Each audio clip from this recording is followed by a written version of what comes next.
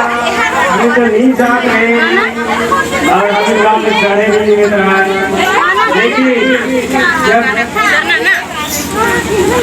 हमें इस शरीर से जब ठंडा लेके आना में गाना जान से पूजा पाठ करते गांव पर कोई भी हिम्मत करके गाने लगला गाते बहुत काम हो गया।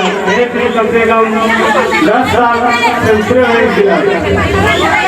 एक बाद में बहुत दिन के बाद में साला में गुजरात उसके एक हमारे घर में चमत्कार भी दिखाए गए।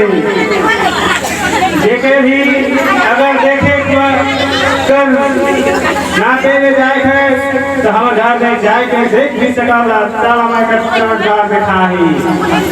अगर विश्वास करके अगर सब पूजा पाठ करे लागवा तो सबके चमकदार और सबके विश्वास और सुखी और शांति राखी और देखे सब एक विश्वास करके सब अपन घर में जहाँ भी सोचबा तहाँ भी जहाँ सोचबा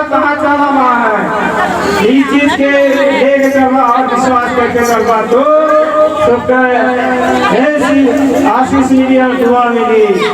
काम में धक्का में सो में साथ में लाई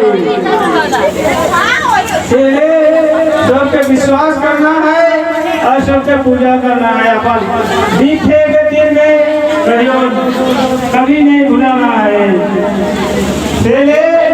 सब अपन विश्वास करके सब अपन पूजा करें। ध्यान देवा मैं ज्यादा नहीं बोल के इतने बोल के आगे बढ़ा था। जय हरे।